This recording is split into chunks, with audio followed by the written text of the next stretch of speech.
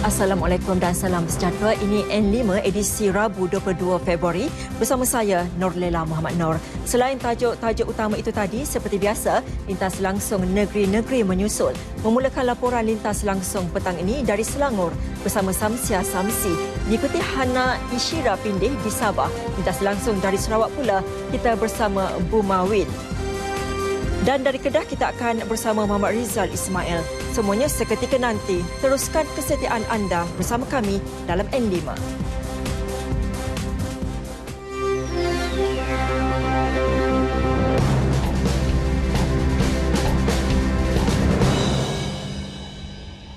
Dua suspek wanita yang ditahan berhubung kematian Kim Jong-nam dipercayai terlatih untuk menjalankan pembunuhan terancang terhadap abang tiri kepada pemimpin Korea Utara Kim Jong-un.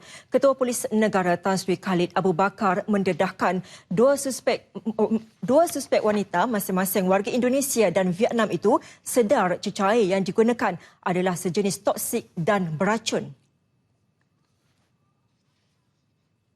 And we see the lady were moving away with her hands like this towards the bathroom, towards the washroom. So she knew very well that it is toxic and she need to wash her hands. And could you confirm that, one of them, or maybe both of them, are saying that they are just shooting the Japanese TV program or something like that? Well, we don't think so.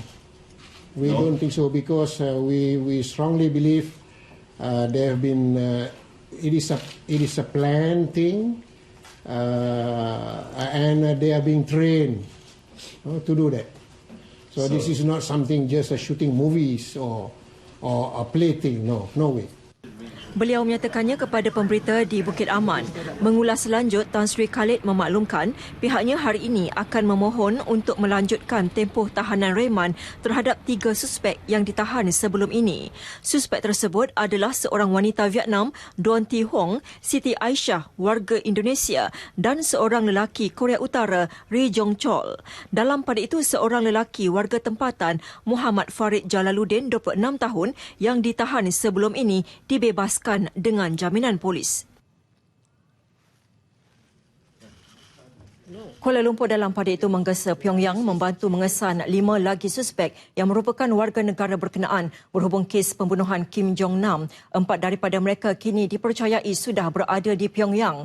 Meskipun belum mengenal pasti sama ada suspek merupakan dalang utama, namun polis percaya mereka terlibat secara aktif dalam kes pembunuhan berkenaan.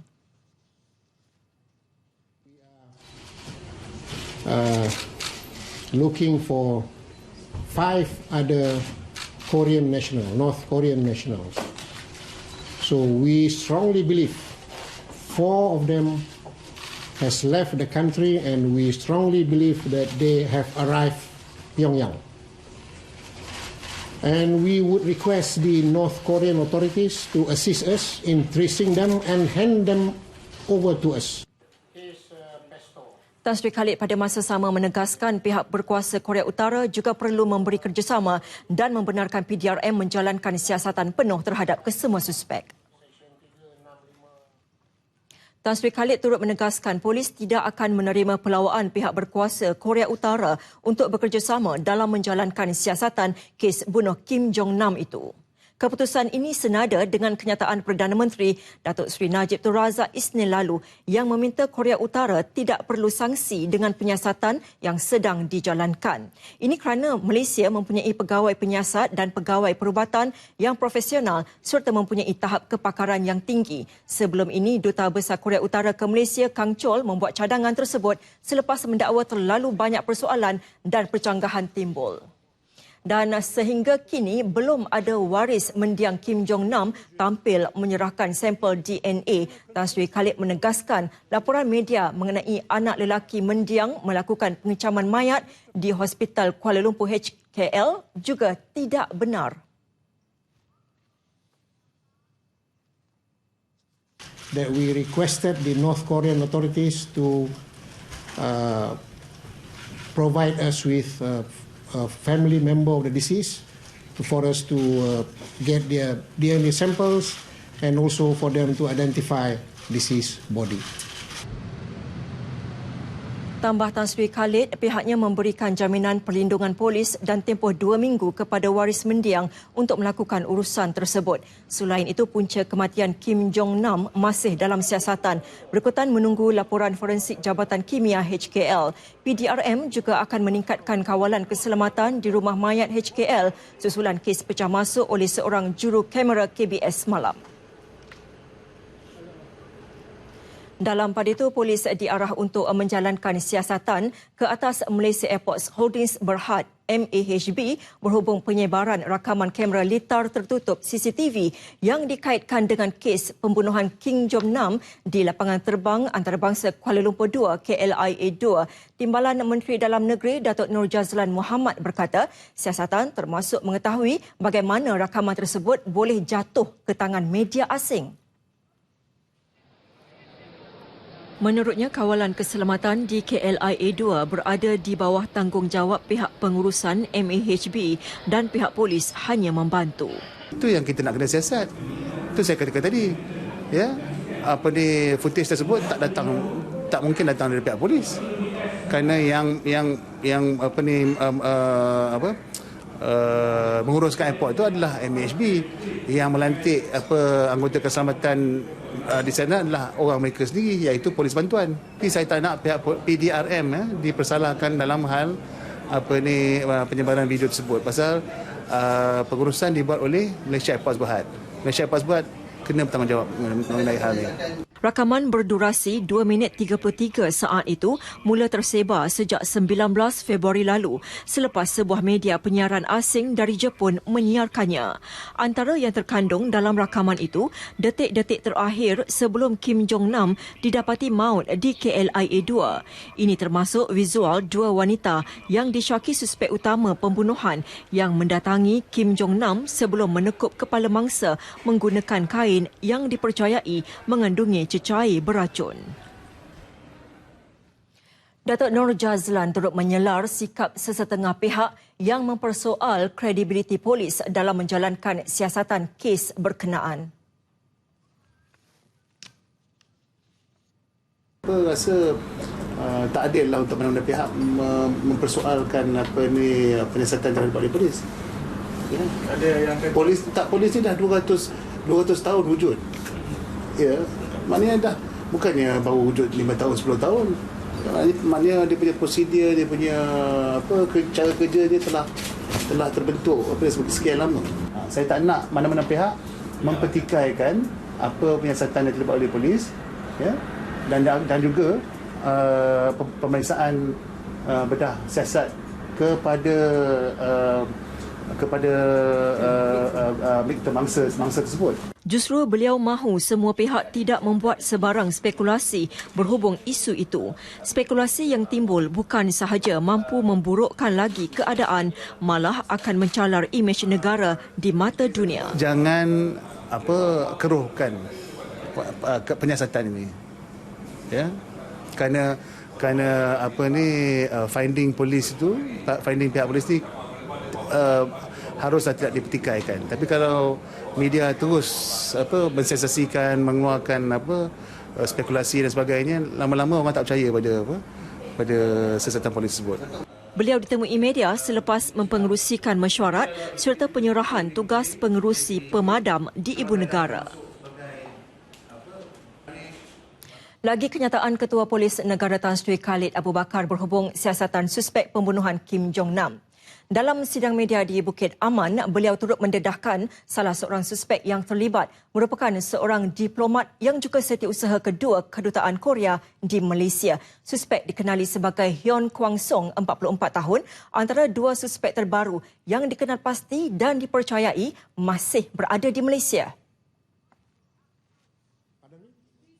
Menurut Tan Sri Khalid, seorang daripada suspek dikenali sebagai Hyun Kwang Song, 44 tahun, iaitu setiausaha kedua Kedutaan Korea di Malaysia. Manakala seorang lagi suspek adalah pekerja syarikat penerbangan Korea Utara, Koryo Air, yang dikenali sebagai Kim Oh-il, 37 tahun. So we have written to the embassy, we have requested the embassy, North Korean embassy, to allow us to interview both of them We hope that the Korean embassy will cooperate with us, allow us to interview them quickly. If not, we will compel them to come to us. Mengulas lanjut, beliau memaklumkan pihaknya masih menyiasat status pekerjaan suspek ketiga kes iaitu Ri Ji-u dikenali sebagai James 30 tahun. Pihaknya juga akan mengerahkan anggota PDRM untuk memburu kesemua suspek.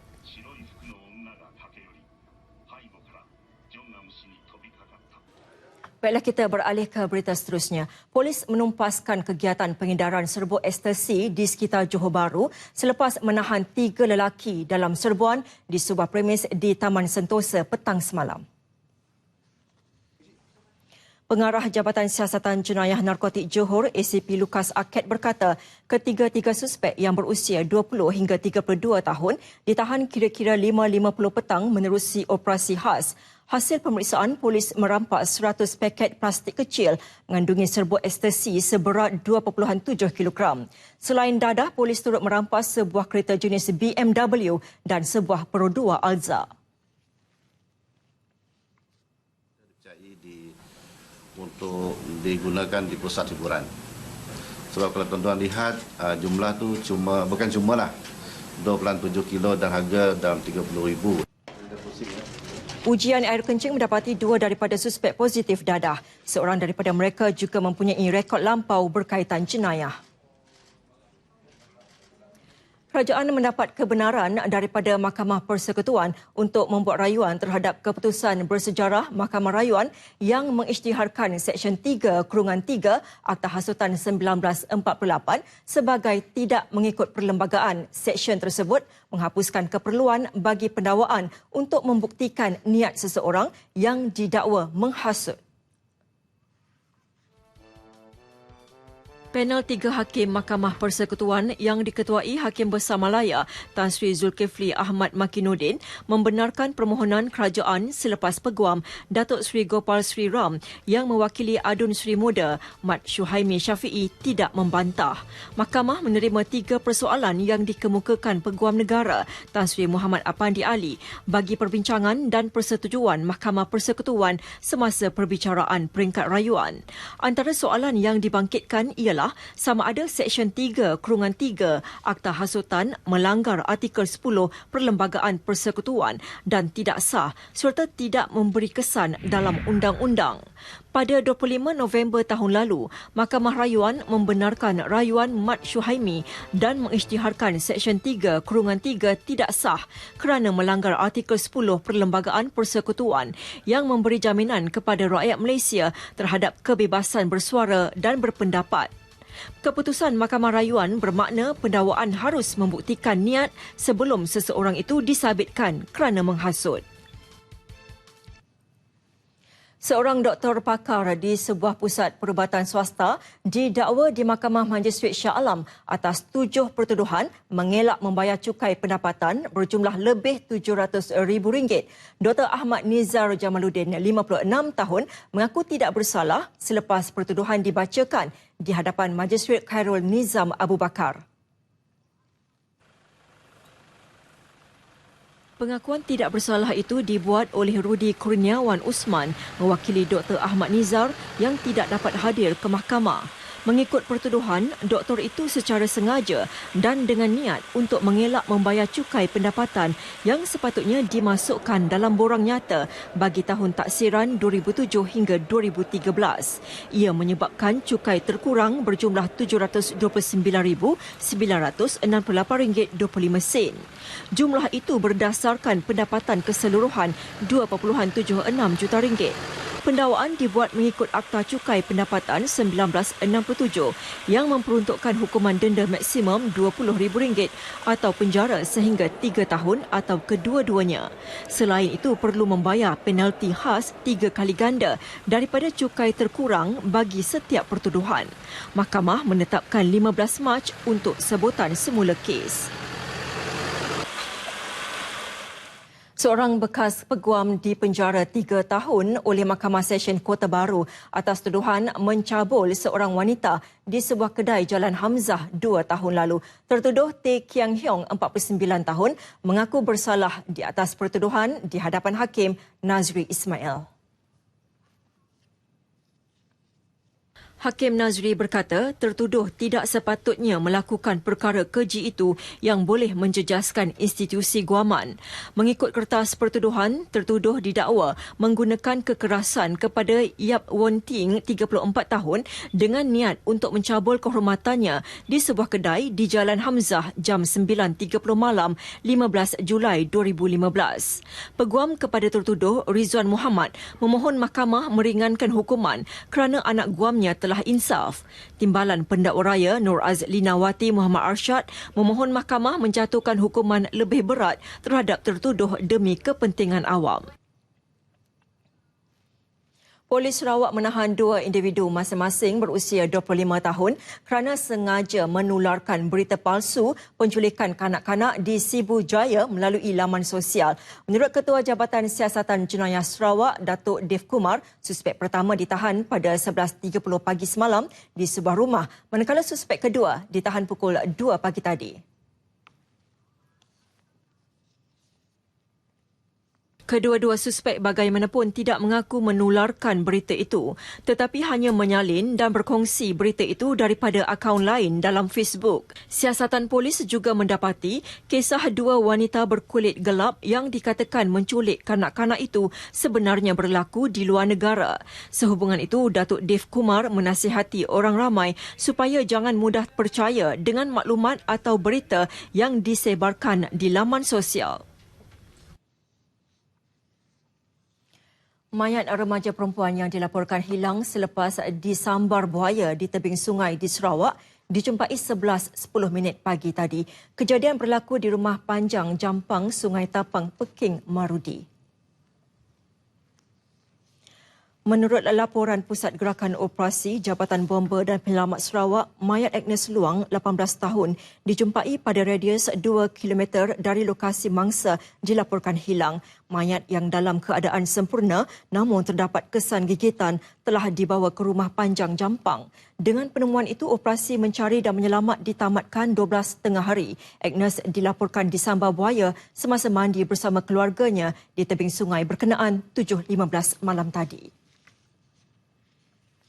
Baiklah, kita beralih ke laporan lintas langsung dari Selangor. Samsia Samsi sudah bersedia dengan perinciannya. Antara yang dimuatkan bantahan berterusan penduduk projek perkuburan bukan Islam di kawasan Felda Bukit Cerakah, Kuala Selangor. Jadi silakan Sam dengan laporan.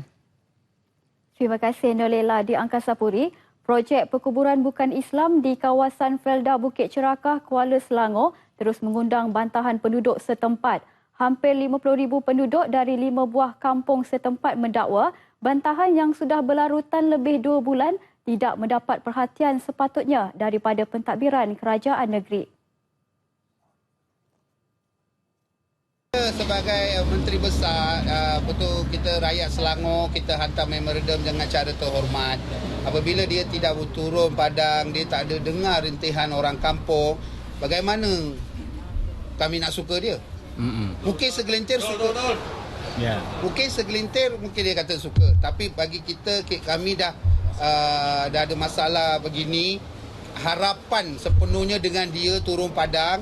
Tetapi apabila dia tak turun padang, memang kami rasa penduduk sini tak suka dia. Dengan kecewa. Kegagalan mendapat maklum balas daripada kerajaan negeri memaksa penduduk memanjangkan isu itu kepada pihak istana. Satu memorandum telah diserahkan kepada wakil istana iaitu melalui Orang Besar Daerah Kuala Selangor, Dato' Yaakob Ismail pada 14 Januari lalu. Saya rasa sedih sangat bila keadaan seperti berlaku. Seolah-olah sebab sebilangan besar orang-orang Melayu sini yang beragama Islam, dia akan menghadap kiblat di sana.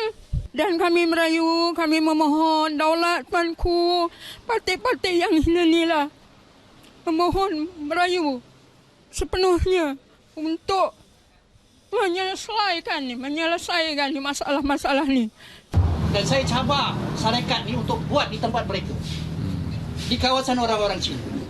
adakah mereka bagi? Dan harapan kami lah kepada orang-orang yang di atas ni, pandanglah kami. Kami berharap agar isu ini dapat diselesaikan dengan cara terhormat, agar ianya tidak berpanjangan demi kebaikan penduduk-penduduk 5 kampung terbabit yang majoritinya Melayu beragama Islam, sehinggalah ke generasi-generasi yang akan datang. Kawasan yang terlibat adalah Kampung Felda Bukit Cerakah, Bandar Puncak Alam, Kampung Bukit Kapar Tambahan, Kampung Bukit Kerayong dan Kampung Bukit Hijau. Isu tersebut hangat diperkatakan memandangkan pembinaannya dibuat di atas bukit yang terletak di tengah-tengah 5 perkampungan yang majoriti penduduk Melayu. Malah penduduk sudah beberapa kali mengadakan demonstrasi di tapak lokasi dan juga di bangunan Setiausaha Kerajaan Negeri SUK dengan menyerahkan memorandum kepada Menteri Besar. Cadangan pembinaan kubur bukan Islam di atas bukit di kawasan seluas kira-kira 80 hektar di kawasan itu disedari penduduk selepas kerja penerokaan tanah dilakukan. Kira-kira 5,000 penduduk dan peniaga di Taman Nirwana Ampang berdepan gangguan bekalan air sejak hujung tahun lalu ekoran kejadian paip pecah yang sering berlaku di kawasan sekitar.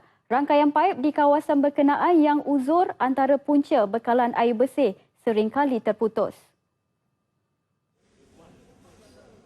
Penduduk mendakwa sejak awal tahun ini sebanyak 12 kejadian paip pecah berlaku di kawasan terbabit, menyaksikan berlaku gangguan bekalan 3 kali seminggu. Kita perlukan air, tiba-tiba tak ada info. Bila kita call, diorang cakap, okey ada problem. Kenapa kita tak diberitahu lebih awal? Kan, kalau diberitahu kan senang kita boleh prepare. Kita pun memang semua tinggal sini. Kalau dah satu tempat ni tak ada air, macam mana kita nak angkut air? Kalau kita minta diorang call, minta air pun belum tentu lagi dapat. Dia kata setengah hari je kak nanti ada air. Macam mana? Kita meniaga kan? Tak bolehlah buat macam ni. Malah terdapat segelintir penduduk terpaksa membaik pulih paip yang bocor dengan menggunakan kos sendiri. Kali paip di Taman Nirwana bocor. Lepas dia orang membaiki paip, bila dia dah buka air tu, kali kita punya paip dalam kawasan kondo kita dah 5-6 kali dah pecah.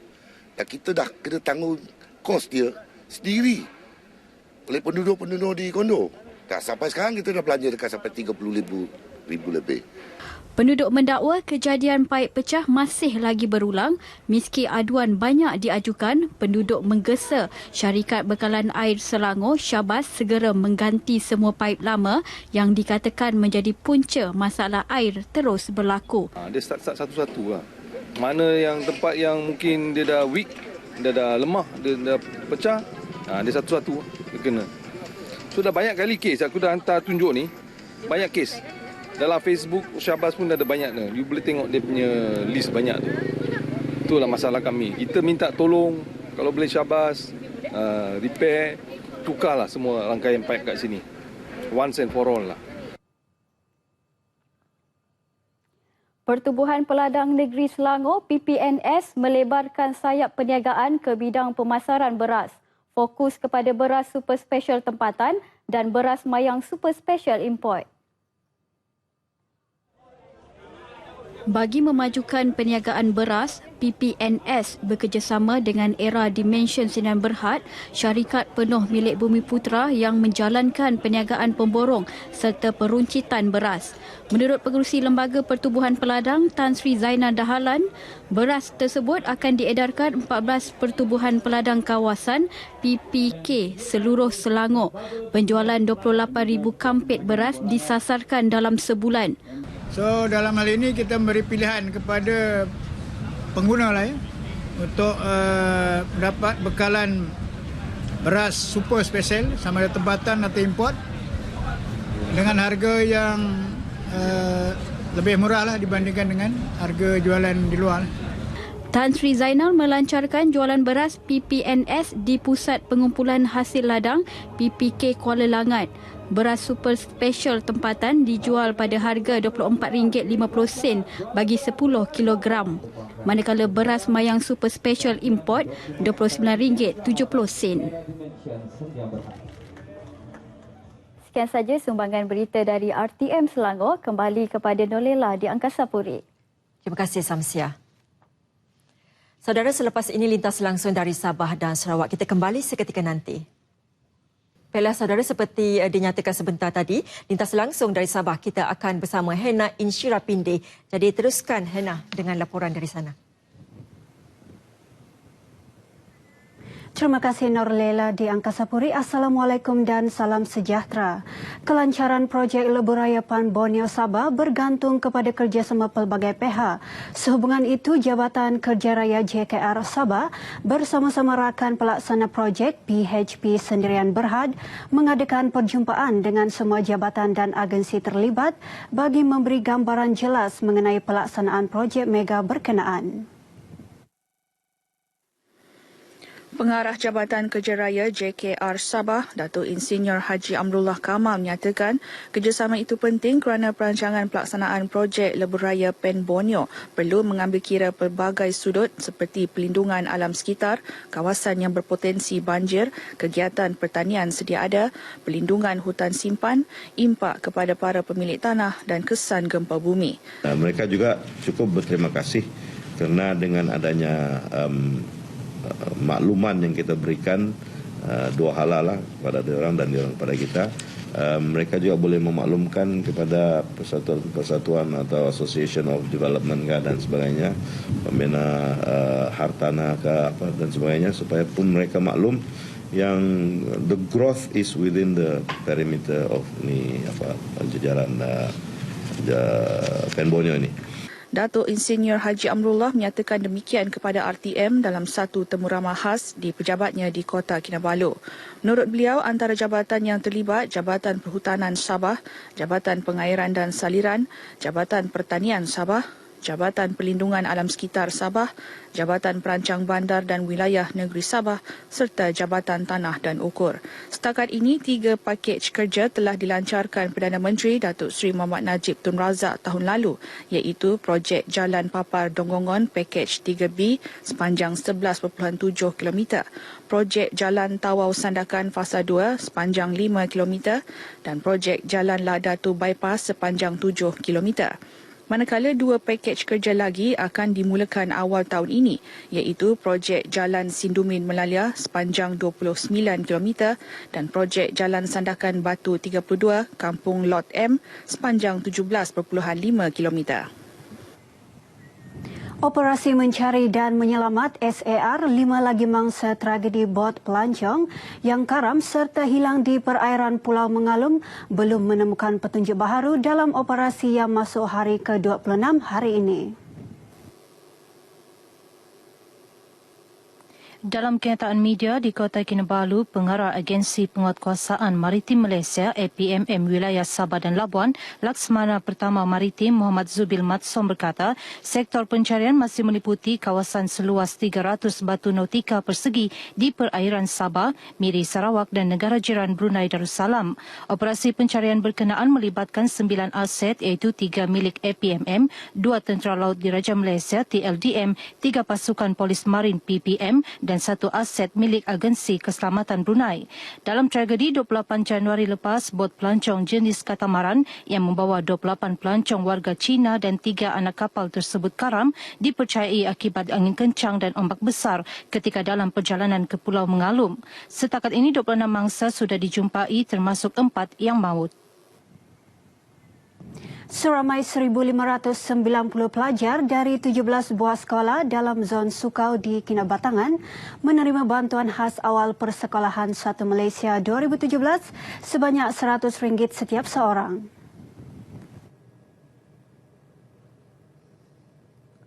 Antara sekolah terlibat Sekolah Menengah Kebangsaan SMK Paris, SMK Sukau, Sekolah Kebangsaan SK Sukau, SK Bilit, SK Kuala Suan Lamba, SK Rancangan Suan Lamba, SK Kampung Suan Lamba, SK Sandau dan SK Paris.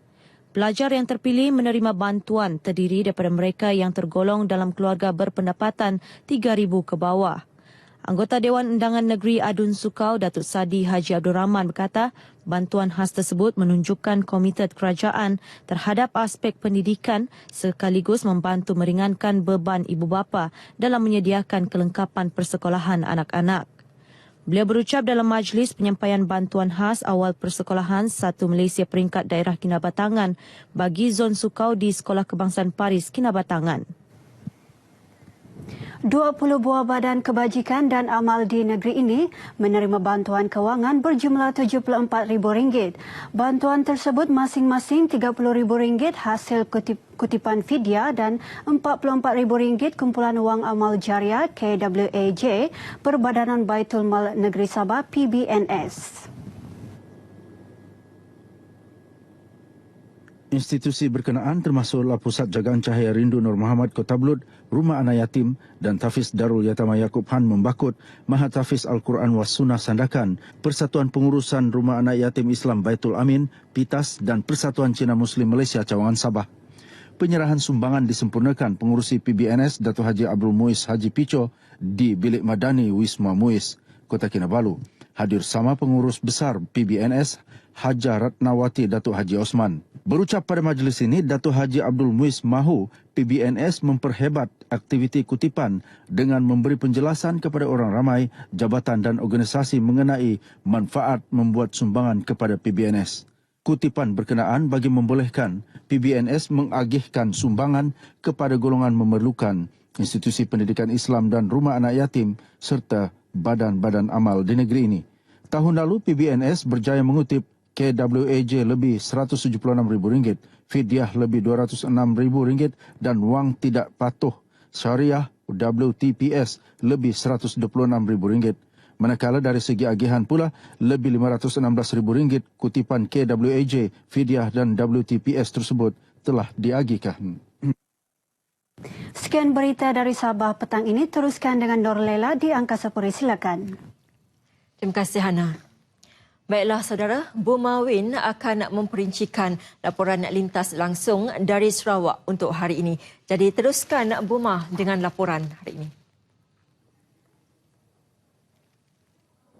Salam sejahtera dan salam sehati sejiwa. Sebarang jenayah yang berlaku di sekolah perlu dilapor kepada polis agar tindakan sewajarnya dapat diambil dalam menangani masalah tersebut. Ini terutama sekali jenayah yang melibatkan kes seperti buli, vandalisme dan penyalahgunaan dadah.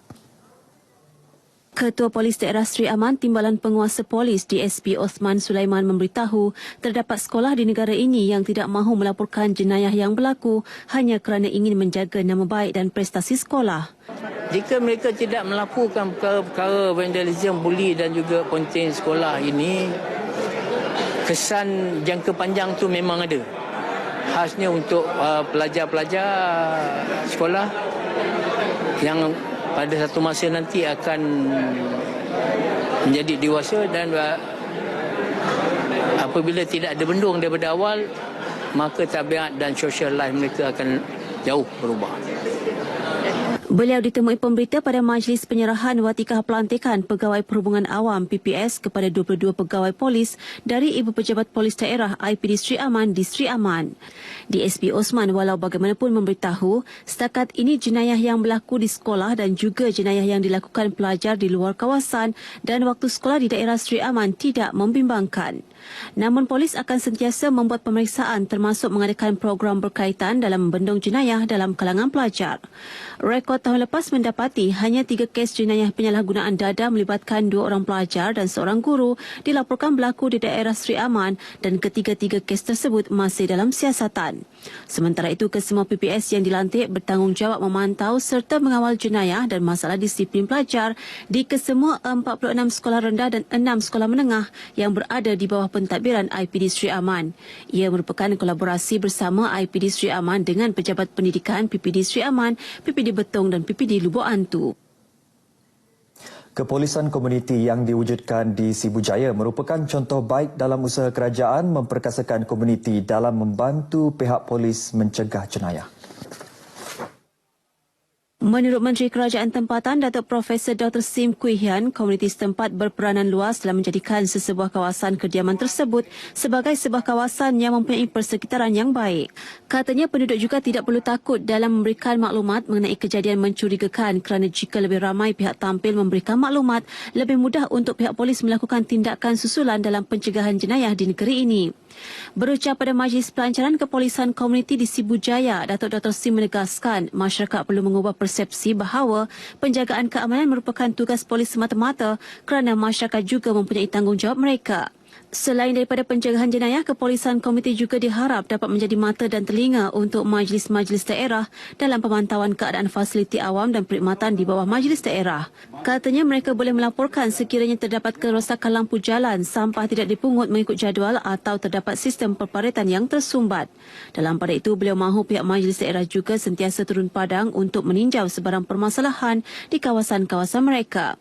Tegasnya setiap kaunselor yang dilantik perlu memberikan nombor telefon mereka kepada umum agar mudah dihubungi rakyat. Ini kerana pihak majlis daerah merupakan barisan hadapan dalam menyelesaikan masalah rakyat pada peringkat umbi. Pelaksanaan pelbagai program bantuan membuktikan keprihatinan kerajaan kepada golongan sasar yang memerlukan.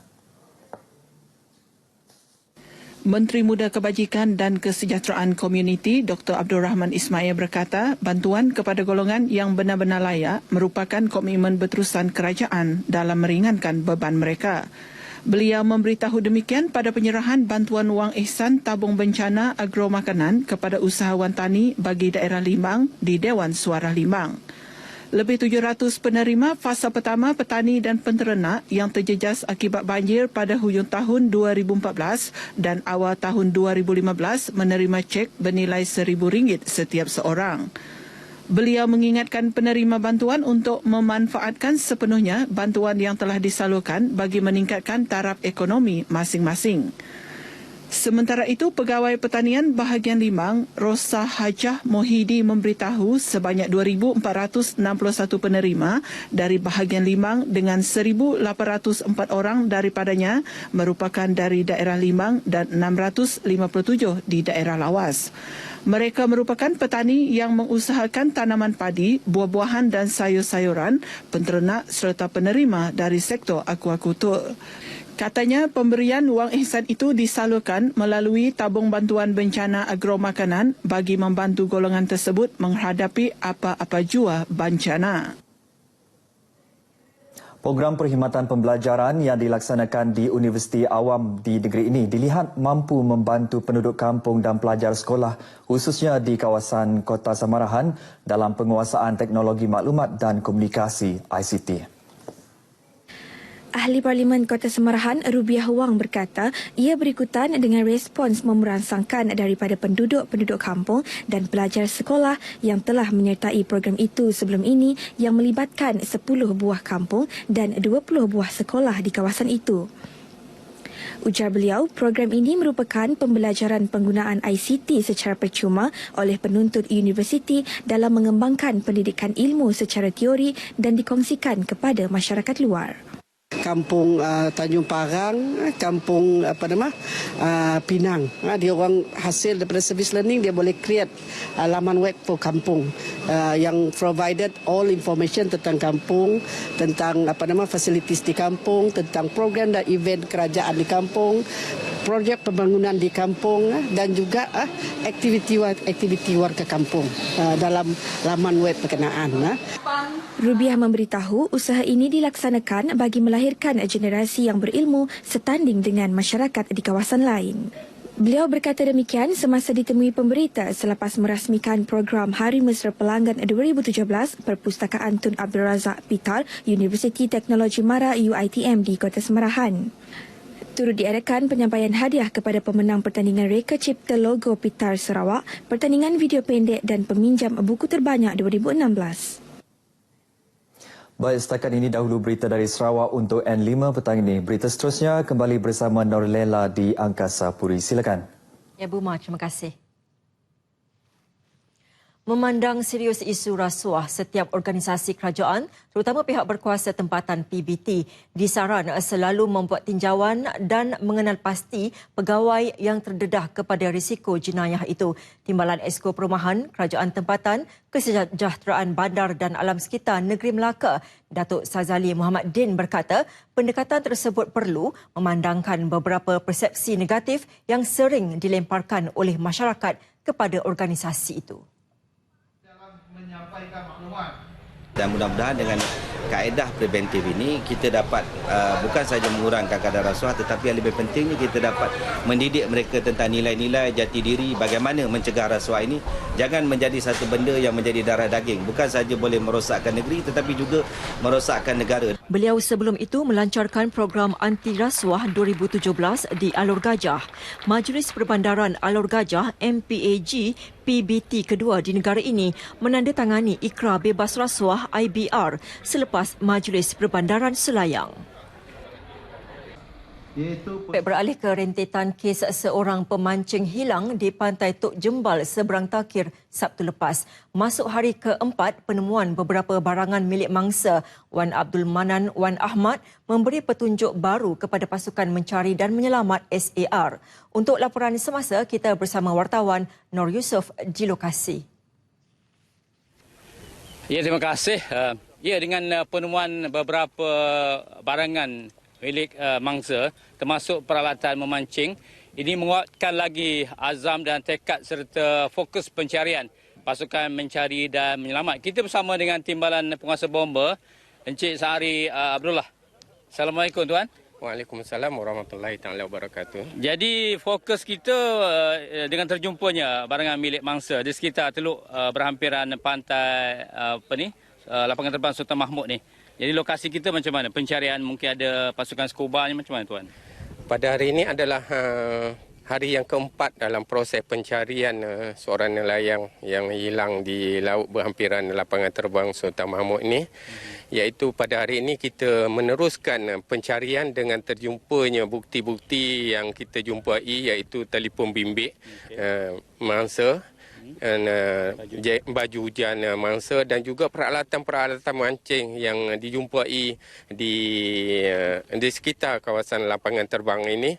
Dan kita akan teruskan pencarian dan buat selaman di kawasan lokasi yang kita syaki mangsa lemas di kawasan ini, iaitu seramai 21 orang penyelam daripada Jabatan Bomba dan Penyelamat, daripada Jabatan Laut TLDM dan juga Jabatan APAM iaitu APM telah membuat selaman di sekitar 200 meter di tempat yang kita saki, dan sebanyak 8 proses penyelaman di kawasan 200 meter yang kita buat selaman dengan dibagi kepada 8 grup ataupun 8 kumpulan yang membuat selaman secara dalaman dan juga di dasar laut. Dan kita telah membuat selaman di sekitar 200 meter ini dan masih belum jumpa mangsa yang disaki lemas di kawasan ini. Dan pencarian ini akan diteruskan sehingga pukul 6 petang nantilah. Terima kasih. Terima kasih Tuan Sahari, Timbalan Penguasa Bomba. Ya, dengan paparan itu sekian laporan saya bersama jurukamera Samsul Bahari dari pantai Tok Jembal untuk laporan mengenai usaha SAR mencari mangsa yang hilang. Kembali kepada Kesegas di Angkasa Puri. Terima kasih Nur Yusof. Baiklah saudara, laluan basikal elak kemalangan dan Ma'had Tafiz perlu dana pembangunan, antara laporan menarik dalam lintas langsung dari Alusta Kedah hari ini. Jadi kita bersama Muhammad Rizal Ismail untuk laporan lanjut. Silakan Rizal. Terima kasih rakan penyampai di Angkasa Puri. Assalamualaikum dan salam sejahtera. Pihak berkuasa tempatan PBT termasuk Majlis Bandaraya Alusta perlu memastikan semua lanskap turut memberi keutamaan kepada pembinaan laluan khas berbasikal yang selamat. Ini bagi memastikan keselamatan dan keselesaan aktiviti riadah berbasikal untuk individu mahupun berkeluarga. Tindakan tersebut perlu bagi mengelak tragedi maut yang berlaku ke atas 8 remaja di Johor.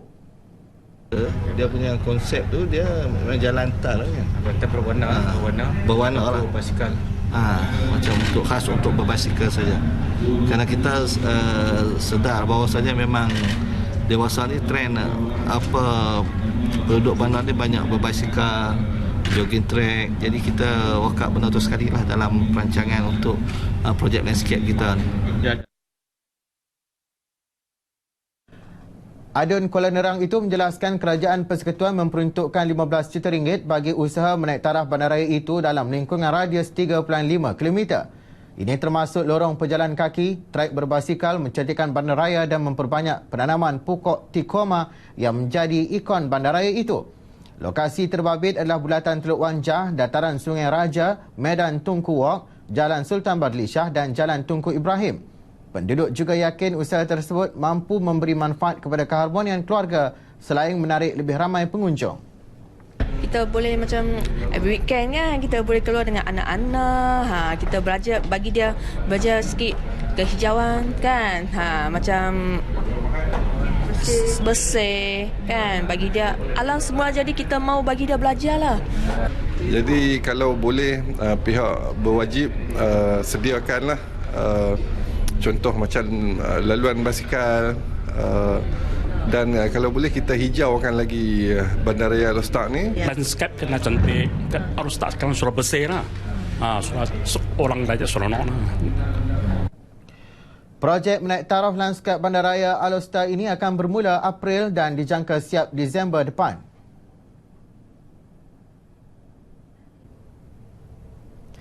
Varieti nanas jenis MD kini mempunyai permintaan tinggi daripada beberapa buah negara seperti China, Timur Tengah dan Eropah. Rasanya yang manis bersari menarik lebih 30 penduduk dari kampung Klian Dalam Mukim Siung Baling Kedah menyertai projek ladang nukleus nanas MD2. Kumpulan ini diberi kawasan tanaman seluas 4 hektar daripada keseluruhan 80 hektar yang diperuntukkan Lembaga Perindustrian Nanas Malaysia. Ia melibatkan peruntukan RM130,000. Ketua projek Nasir Nayan, 51 tahun, berkata projek ini membuka peluang pekerjaan dan menambah pendapatan peserta kerana pulangannya dijangka lumayan. Kita juga boleh menambah peluang ekonomi kepada penduduk, dan memang sekarang 100% pekerja kita ialah orang sini, lokalnya. Alhamdulillah. Khidmat nasihat daripada mana? Kita dapat khidmat nasihat daripada Lembaga Nanas Negara lah. Lembaga Nanas bantu kita banyak lah. Cara nak menanam, bagi cara-cara teknik semua. Cuma dia tunjuk aja. Dia pergi kursus ke macam mana? Kursus kita dia akan terus lepas ni, coming soon. Ke depan lah. Sekarang ni buat sementara waktu memang tunjuk aja pada Lembaga Nanas untuk menanam. Untuk membantu kita dalam mengusahakan tanaman nanas ni, insya-Allah kan, dengan khidmat semua pihak lah, Lembaga Nanas, MUA dan sebagainya. Ya. Penanaman nanas jenis MD2 merekodkan keluasan 1,740 hektar yang diusahakan sektor swasta, estet mini dan individu. Ini SK ni kelompok, tapi individu pun kalau dia mempunyai tanah, sebab kita punya keluasan yang ekonomik lebih kurang dalam lebih daripada 5 ekar lah. Dia nampak dia punya yield dia tu baiklah. Tapi kalau kurang dari 5 ekar tu ada, tapi kurang economic of scale dia lah. So individu pun boleh, secara kumpulan, koperasi ataupun mana-mana juga syarikat yang ni kita akan galakkan. Nanas jenis MD2 boleh dituai antara 13 hingga 15 bulan. Ia dijual dengan harga RM2 hingga RM5 dengan berat mencecah 1,5 kilogram sebiji.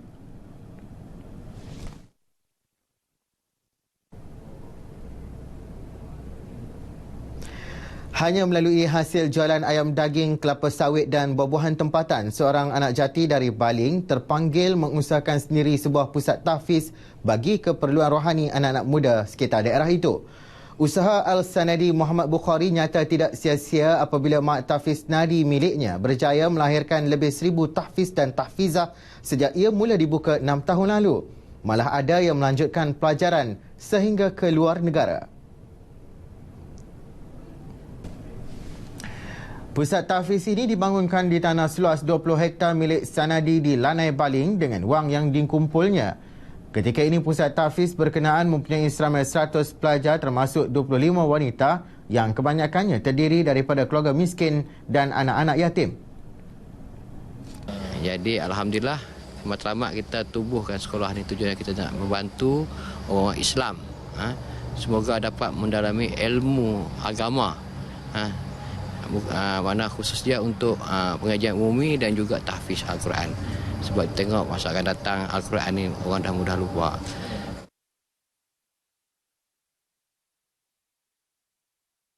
Meski ikhlas mengembangkan ilmu Al-Quran dan membantu anak yatim serta yang dalam kesusahan, aspek kos pengurusan dan pembangunan fasiliti terus menjadi antara isu utama yang perlu ditangani Al-Sanadi. Berikutan penambahan jumlah pelajar setiap tahun, ketika ini pusat tahfiz ini begitu memerlukan dana bagi membina sebuah dewan perhimpunan, asrama, surau dan kemudahan sukan termasuk padang bola. Hanya berbekalkan wang sendiri berjumlah kira-kira RM35,000 sebulan, semua keperluan itu tidak mampu disediakan beliau dalam tempoh yang singkat. Justru, sumbangan orang ramai dan pihak korporat dialu-alukan bagi pembangunan pusat tahfiz ini. Mana-mana pihak yang ikhlas menghulurkan sumbangan boleh disalurkan ke nombor akaun atau menghubungi Al-Sanadi di talian yang tertera.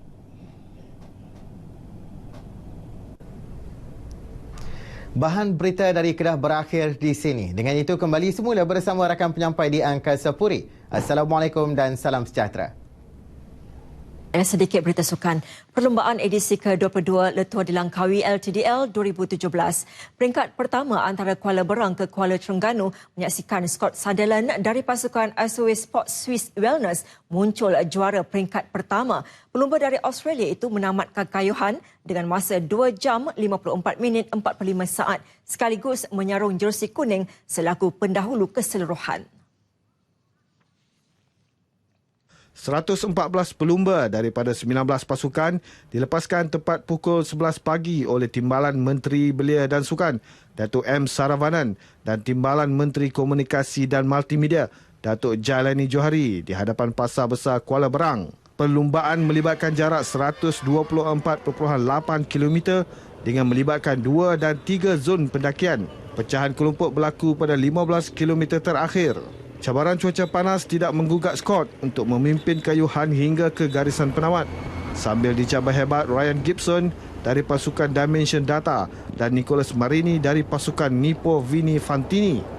Scott akhirnya meninggalkan Ryan perpuluhan 04 saat di tempat kedua dan Nicholas di tempat ketiga.